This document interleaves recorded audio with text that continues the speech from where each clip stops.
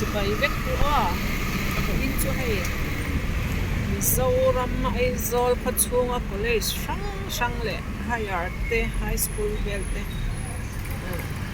to kwalin ka kalle dona aren dan in karon tilang dona ni oi college ni kal masakre mangti te ka kan ngai to mek ta Johnson na kan kal masakre ram lai chang hian Johnson College kan chho dona Blackon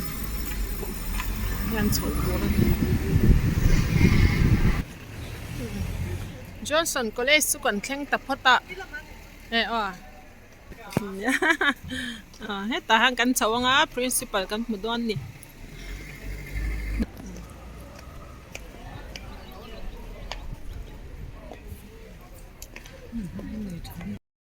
school kon kan thleng chho le to a Sinot High School a kan kal le don ni tuna hian mo Johnson kan kal zawa Sinot High School kalang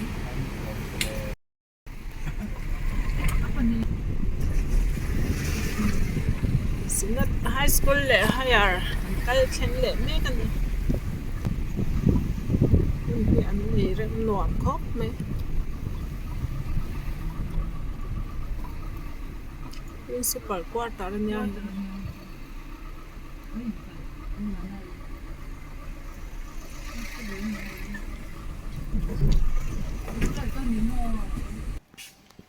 ti lai muna hian Mizoram Christian College po kha lo om telani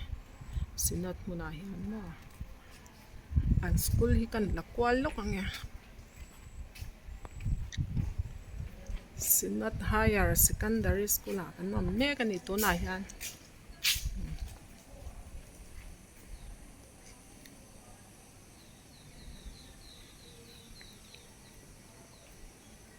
muna nuam khop mai Sinot High School la mulo tan helai mun hi ni hi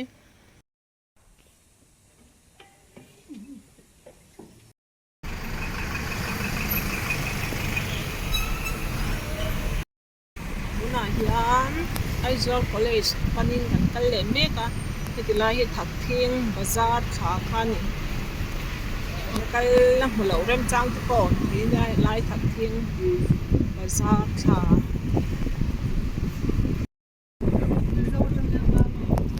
wall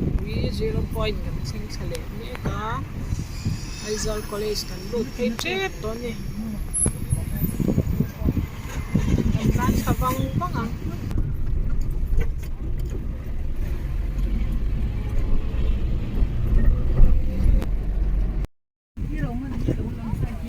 Aizawl College kan lut phei le to ni student how thei ta kho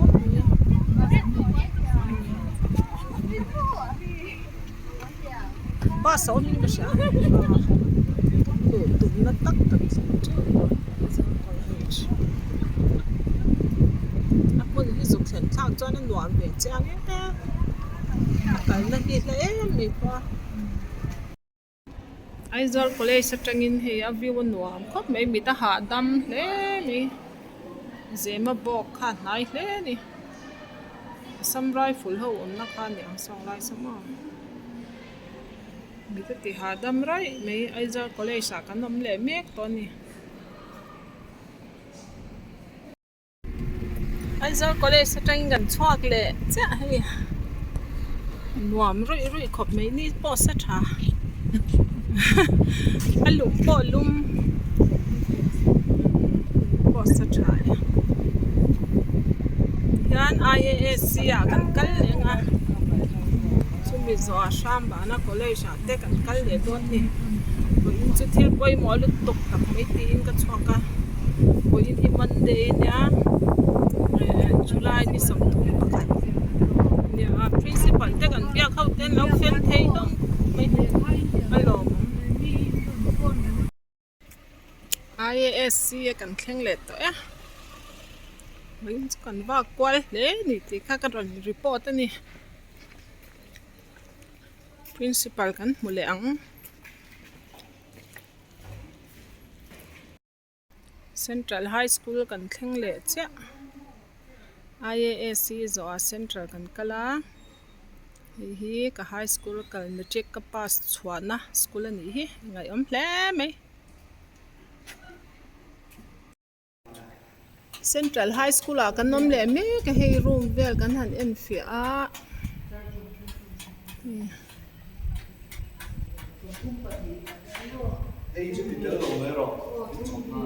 lang nal rui rui khop mai hi pa chung college campus ni sing lua sing nal ta ni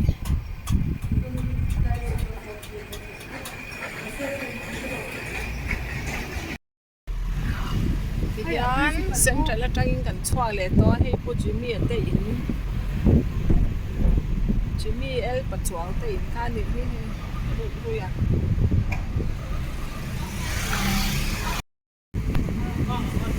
Aizol North College a kal le don ni na hi Aizol North College ya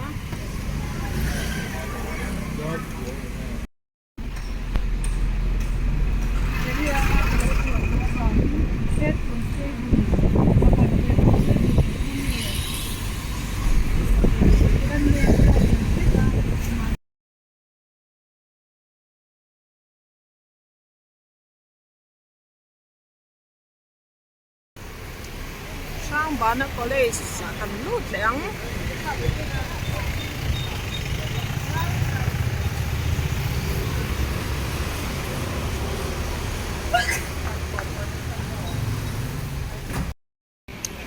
sang bang college sa kan kal zo chet una hian chan mari ko na kanom le me kani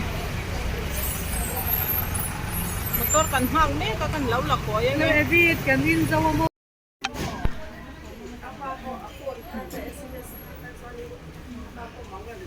Silo agency sa thil kan va lei le no kan ni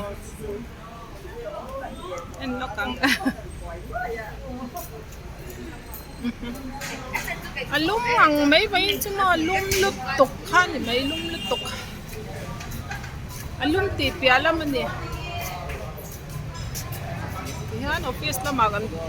Aizol West College sa kan kal leng at office sa kan ho mo min lau tin sak tu te ka kalom ple ni kan de a kan tlan thong a te min lum chu zia de turanga yang hi ni saron om lo chana ko dur ei lo kan te hi ni sa chu om lo chan de we lum hi ni top mai ni Mai mi sing sing ko le mi du. chan mari ko na kan kwal le lo ka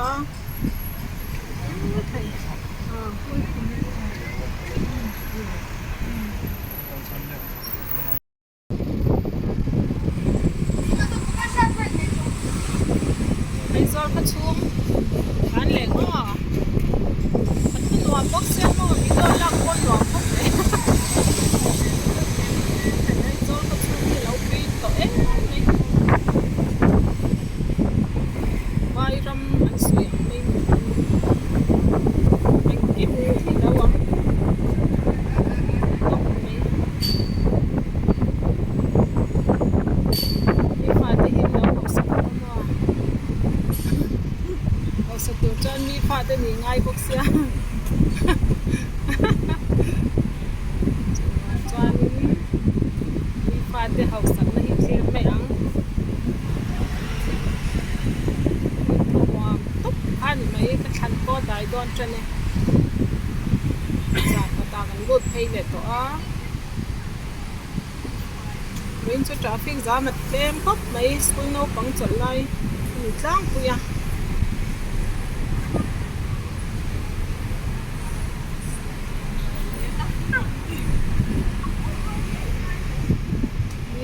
mi dọn về lại hay là kinh đầu thấy là qua lâu lòng phụ tới quay lâu mấy cái thế à. Lâu sẽ chạm đón nha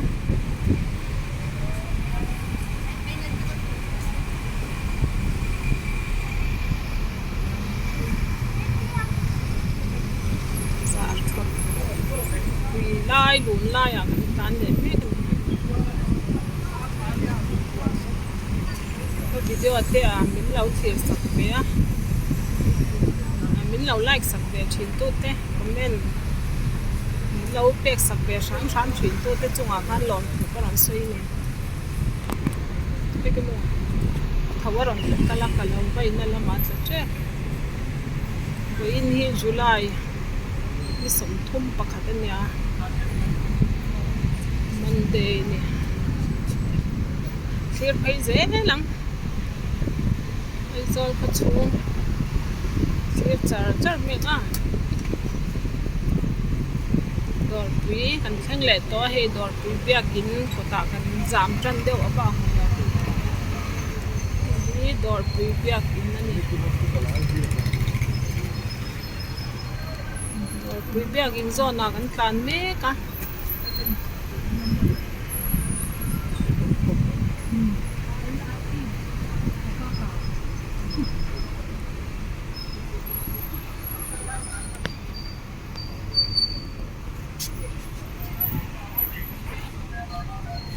giảm chân đều Zion Street ako'y mia niya Byron te po hiyang tining kantel law po yan ang law chuwag bak nasan ni mo kwaron dur cha niya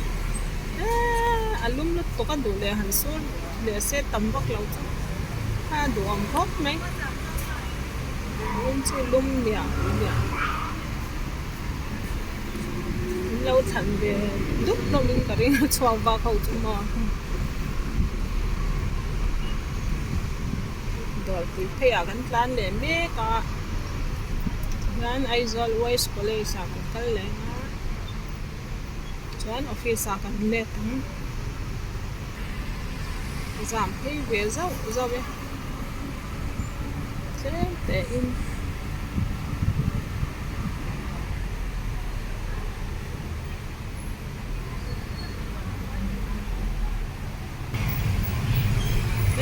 lahi am beng te pan sang la khan da bu ko kan le me kan ni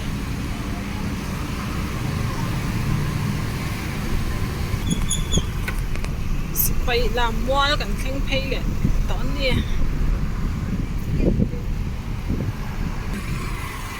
treasury chang hian din thar la ma kan chuk le ton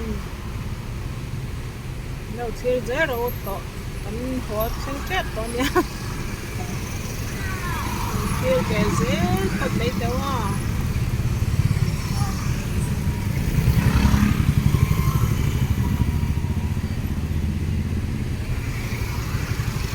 con sẽ Treasury Square ini petrol lạc na dấu phết petrol pump anh ấy xem chắn là sắc hút mấy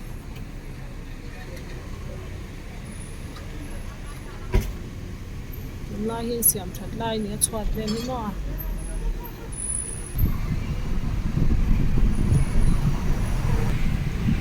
temple kan chhuat khale temple square a kan me kan ni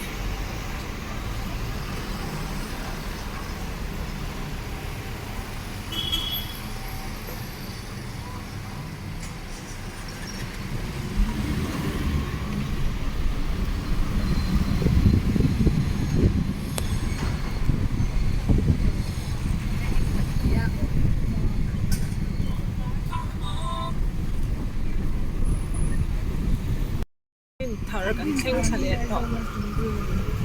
West College cần khinh lệ chết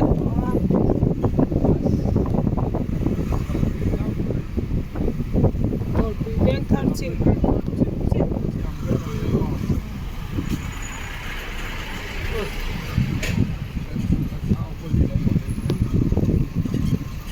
West College cần khinh lệ tại chụp lệ phốt miệng à suốt lại mi sọc cần nàn ven này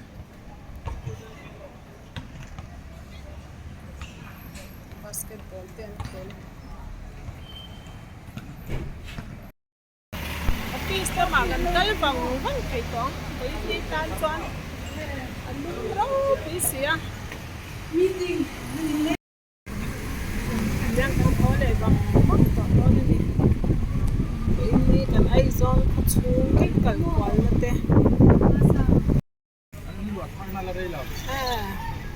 tin thảo có nó nhỉ rõ ràngจะตายบ้านลงมันสกตะแกมันลุ่มเลยก็ว่า